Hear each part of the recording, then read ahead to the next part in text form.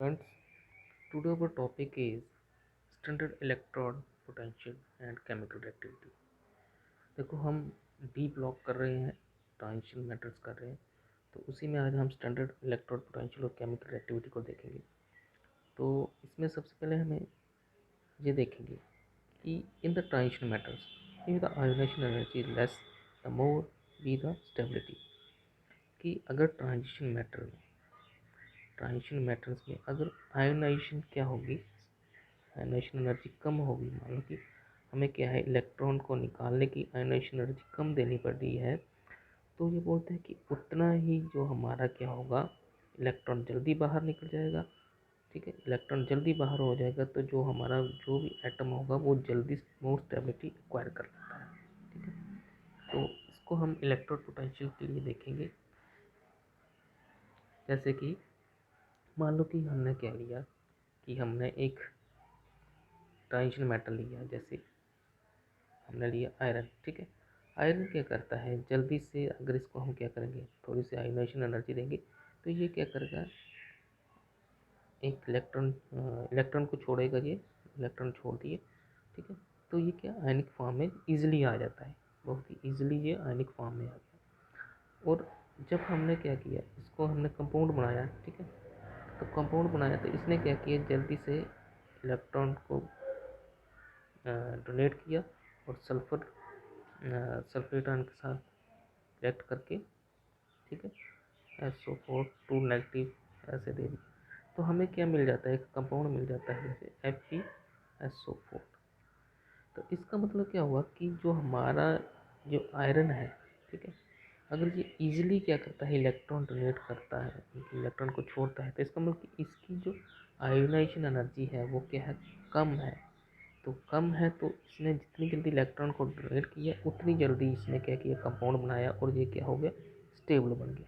ठीक है, तो इसका मतलब कि जो हमारा Fe2 पॉजिटिव है, जो हमारा Fe2 पॉजिटिव है वो क्या है, ज़्यादा स्टेबल हो गया। ठीक है, Fe2 पॉजिटिव क्या हो गया, ज़्यादा स्टेबल हो गया। तो जितना जल्दी इलेक्ट्रॉन को वो डोनेट करेगा उतना ही जल्दी ये क्या होगा, स्टेबल होगा। ठीक है, तो हम पढ़ रहे हैं स्टैंडर्ड इलेक्ट्रोड पोटेंशियल के केस में किस तरह से स्टैंडर्ड इलेक्ट्रोड पोटेंशियल हमारा डी ब्लॉक में वेरी करता है। तो इसको हम कुछ एग्जांपल लेके इसको समझेंगे। तो यहाँ पे अगर हम देखें, ये हम टेबल दिया गया है कि किस तरह से इलेक्ट्रोड हमारा स्टैंडर्ड इलेक्ट्रोड पोटेंशियल वेरी करता है। ये एक एक्सपेरिमेंटल डाटा दिया गया है। देखो यहाँ पे टाइटेनियम का अगर हम देखें तो टाइटेनियम का हमारा क्या है, -1.63 है, वैनेडियम का -1.18। ठीक है, उस तरह से ये देखें तो सभी का नेगेटिव में है। लेकिन जो हमारा कॉपर का देखें तो ये +0.कुछ 34 इस तरह से है। तो कॉपर का पॉजिटिव में है तो बाकी सभी क्या है, नेगेटिव दिखा रहे हैं। ठीक है, इसका मतलब हमारा जो इलेक्ट्रॉन जो पोटेंशियल है वो थोड़ा सा वेरी करता है। तो इसको हम स्टडी करते हैं। तो जो हमें हमने आयरन का पढ़ा, तो समझो वो आयरन ने जैसे डोनेट किया तो वो तो होगा सॉलिड के केस। अगर हम क्या करें, एक्वस मीडियम का केस लेंगे, ठीक है, तो उसमें क्या है, मान लो कि हमारे पास क्या है, एक मेटल है वो सॉलिड फॉर्म है। ठीक है, तो सॉलिड फॉर्म में है तो जैसे ही इसको हमने क्या किया, इसको क्या किया, हीट दिया, तो ये आयनिक फॉर्म में आया। ठीक है, तो आयनिक फॉर्म में आया, समझो ये गैसेस में आयनिक फॉर्म में आ गया। तो इसका मतलब कि इसको हमने क्या किया, सॉलिड से गैसेस में लाया है। ठीक है, सॉलिड से गैसेस में लाया, तो ये आयनिक फॉर्म में आया, साथ में इसने इलेक्ट्रॉन को डोनेट किया। ठीक, तो बोलते कि जब हमने एक्वस मीडियम में इसको किया तो यहाँ पे सिर्फ आयोनाइजेशन एनर्जी ही काम नहीं करती। स्टैंडर्ड इलेक्ट्रोड पोटेंशियल को दिखाने के लिए सिर्फ आयोनाइजेशन एनर्जी जो हम बोल रहे हैं सिर्फ वही काम नहीं करती, यहाँ पे और भी कुछ एनर्जीज हैं वो भी इस पर अप्लाई होती है। तो देखो क्या है, तो जैसे इसको हमने क्या किया, ये सॉलिड में था, ठीक है, ये गैसेज में, तो जब हमने इसको क्या किया, सॉलिड से लिक्विड में लाया, तो यहाँ पे कौन सी है, इंथैल्पी, शॉर्ट में लिखूँगा enthalpy of sublimation, enthalpy of sublimation, इसको आपने सुन लेना है तो इसको हम लिख लेते हैं डेल्टा एच से ऐसे डिनोट कर लो, ठीक है। तो इंथैल्पी ऑफ सब्लिमेशन का क्या काम है? इंथैल्पी ऑफ सब्लिमेशन क्या करती है, हमारे सॉलिड को, या जैसे सॉलिड को किस में चेंज करी है, गैसेस फॉर्म में, ठीक है। सॉलिड को, हमारा जो सॉलिड है उसको गैसेस में चेंज करी, तो ये हो गया हीट ऑफ सब्लिमेशन। फिर इसी के साथ ही अगर हम देखें दूसरी हमारी कौन सी एनर्जी रहती है, कि जब हमारा गैसेस है, ठीक है, जब हमारा जो हमने लिया है तो ये गैसेस फॉर्म में अगर चेंज हो गया, ठीक है, जो भी हमारा एटम है ये गैसेस फॉर्म में चेंज हो गया, ठीक है। तो इसको गैसेस फॉर्म से जब हमने इसको किस में, आयनिक फॉर्म में लाना है, ठीक है, गैसेस फॉर्म से आयनिक फॉर्म में लाना है, तो ये क्या करेगा, इलेक्ट्रॉन को डोनेट करेगा, ठीक है। इलेक्ट्रॉन को डोनेट कर तभी ये आयनिक फॉर्म में आए। तो उस टाइम पे जो हमारी एनर्जी लग रही है, जो कि आयन को बाहर निकालने में लग रही है, वो भी हमारी आयोनाइजेशन एनर्जी। तो दूसरे नंबर पे हमारी आयोनाइजेशन एनर्जी लग रही है, जिसको हम डेल्टा एच आई ई से डिनोट कर लेते हैं, ठीक है। तो पहले क्या होगी हमारी एंथैल्पी ऑफ सब्लिमेशन, दूसरा है हमारी आयोनाइजेशन एनर्जी, ठीक है, आयोनाइजेशन एंथैल्पी। तीसरी है, देखो जो हमारी आयोनाइजेशन एंथैल्पी से इलेक्ट्रॉन क्या हो गया, बाहर निकल गया और ये आयनिक फॉर्म में आ गया। तो अगर हम तीसरी बात करें, थर्ड है हमारी जो एनर्जी है, जब ये क्या है हमारा आयनिक फॉर्म में है, तो आयनिक फॉर्म से ये कितनी जल्दी ये हमारे एक्वस फॉर्म में आ जाता है साल्ट बना के, ठीक है।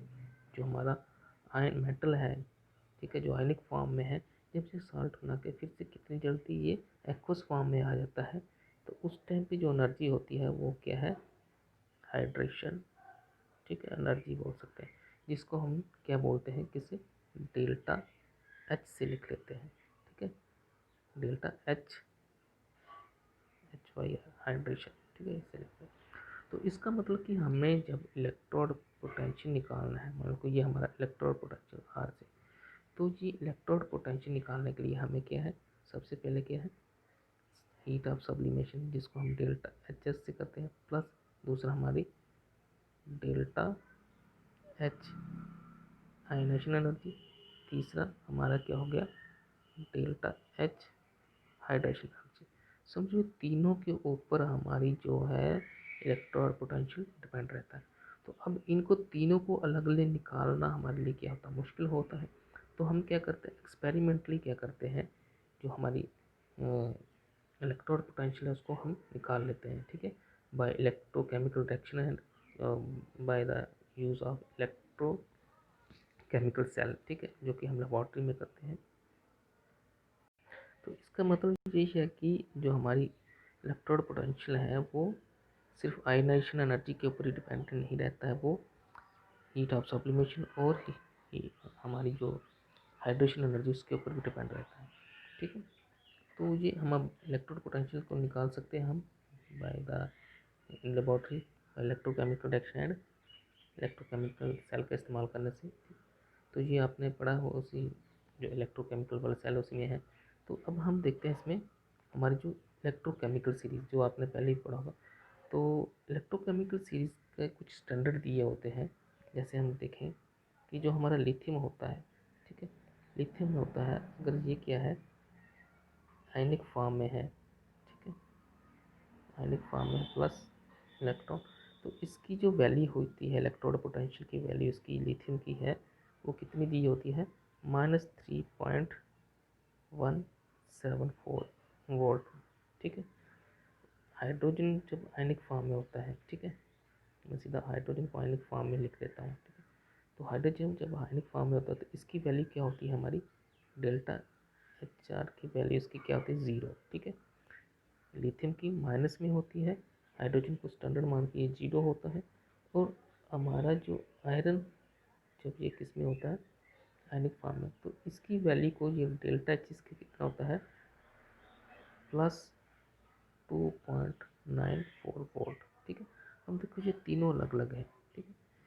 जो हमारी लिथियम है उसको नेगेटिव में रखा गया है, ठीक है, क्योंकि ये लीस्ट उसका वो है, सबसे कम इसकी क्या है, इलेक्ट्रोड पोटेंशियल है, ठीक है।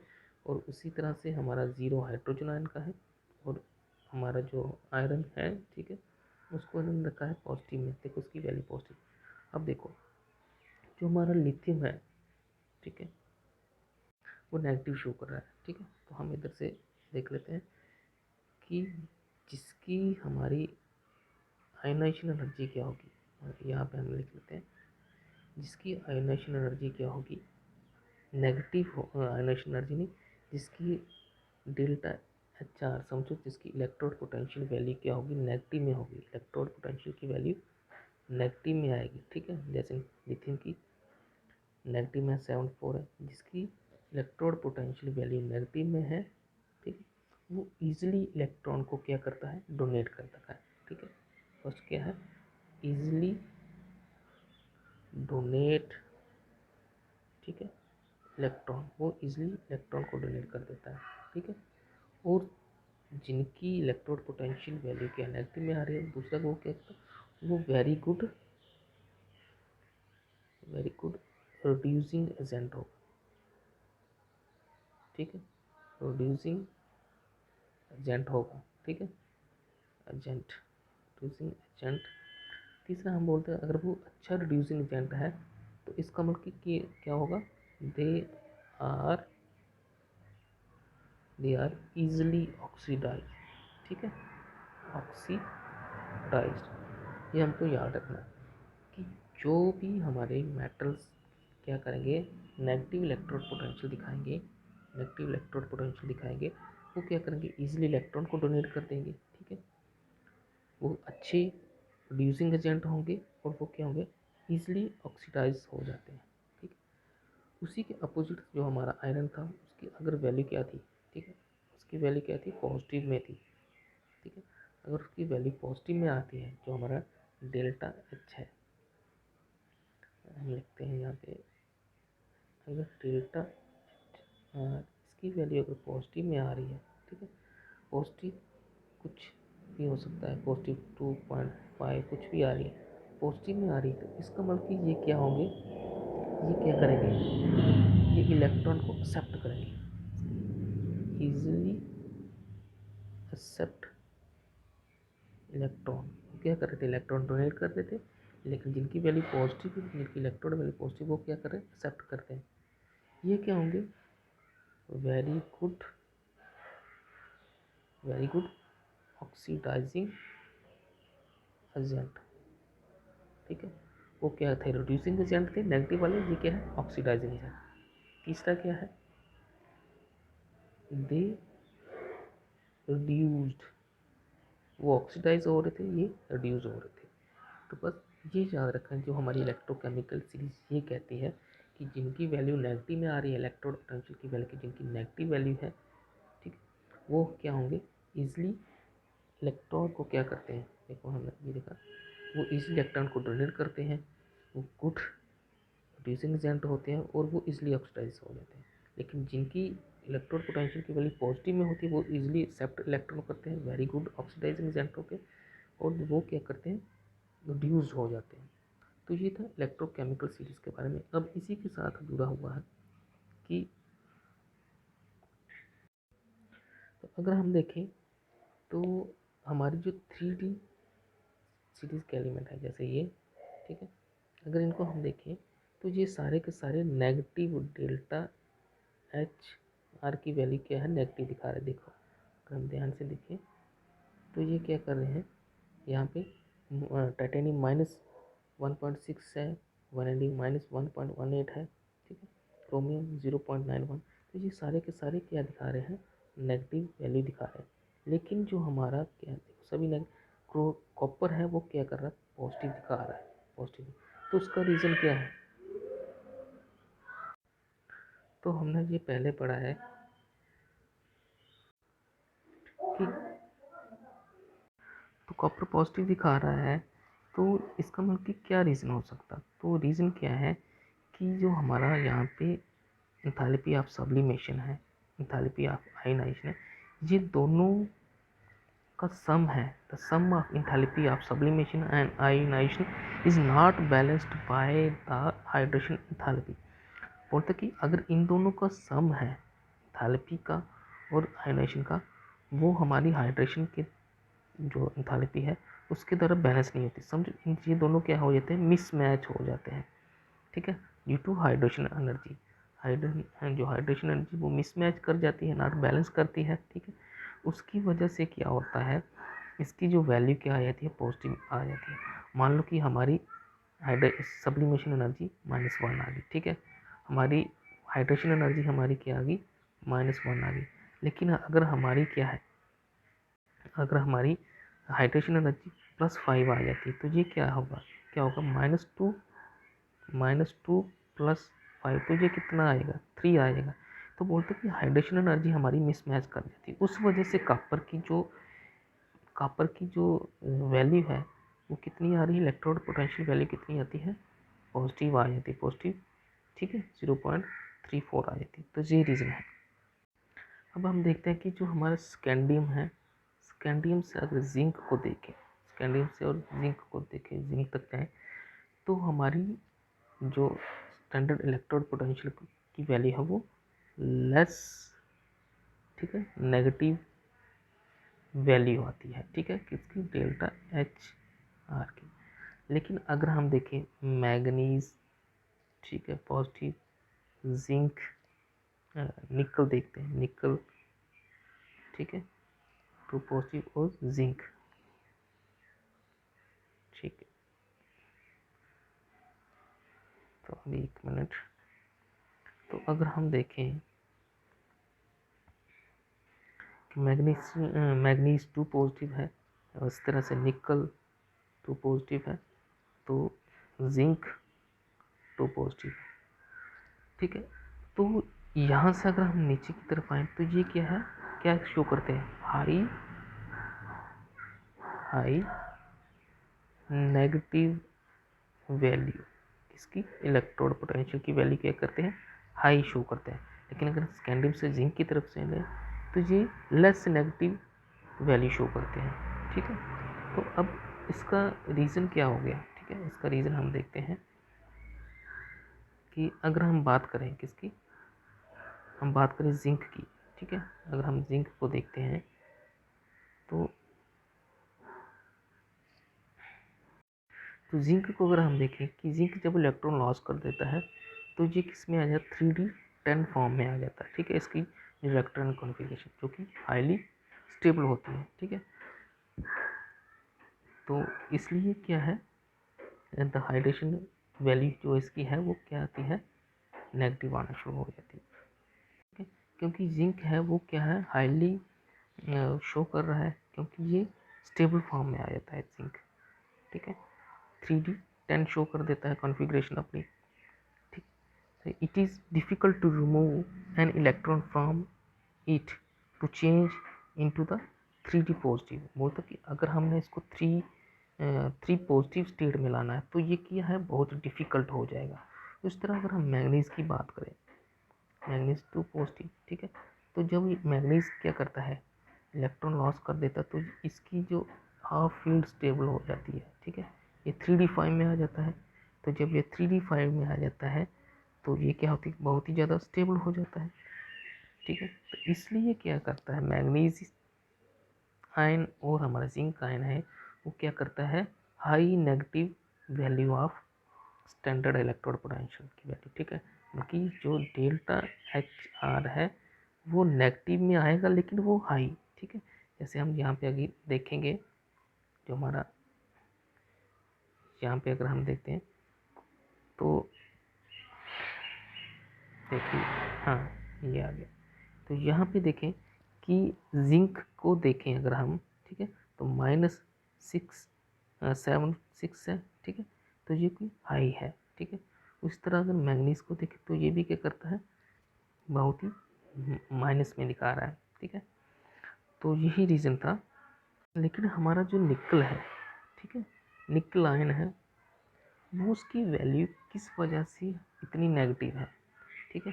जो अगर हम निकल की वैल्यू देखें तो वो कुछ 0.25 है नेगेटिव में, वो इतनी हाई क्यों है, नेगेटिव में इतनी हाई क्यों है, तो उसका रीज़न क्या है, उसका रीज़न क्या है कि जो हमारी जिंक अगर हम देखें डेल्टा, ठीक है, स्टैंडर्ड पोटेंशियल आर है, ठीक है, तो क्या है, सब्लिमेशन, ठीक है, आयनाइजेशन एनर्जी, तीसरी क्या है, हाइड्रेशन एनर्जी। तो जिंक के आयन के केस में क्या होता है, हाइड्रेशन एनर्जी बहुत ही ज़्यादा नेगेटिव हो जाती है। ठीक है, स्टैंडर्ड जो हमारी सब्लिमेशन पहले से नेगेटिव होगी अगर, ठीक है, हाइड्रेशन एनर्जी भी नेगेटिव आ जाएगी और हाइड्रेशन एनर्जी और ज़्यादा नेगेटिव आ जाएगी, तो इसकी वजह से ये क्या करेगा, ये और ज़्यादा नेगेटिव एनर्जी शो कर देता है। ठीक है, ऐसे ये मैंने बताने के लिए किया कि हाइड्रेशन एनर्जी क्या होती है, इसकी बहुत ही ज़्यादा नेगेटिव आ जाती है।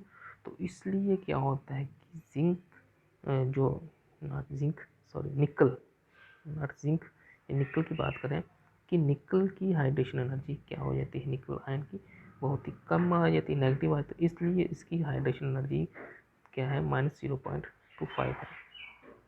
यही मेन था कि ये जो हमारे निकल, जिंक आयन और मैग्नीज आयन, ठीक है, इसके ये यहाँ से क्वेश्चन बनते हैं। ठीक है, और इससे पहले जो हमने किया कि किस तरह से हमारी जो इलेक्ट्रोकेमिकल सीरीज़ किस तरह से वेरी करती है, उसी के ऊपर कुछ क्वेश्चन बनते हैं। तो ये था आज का topic. Thank you, have a good day.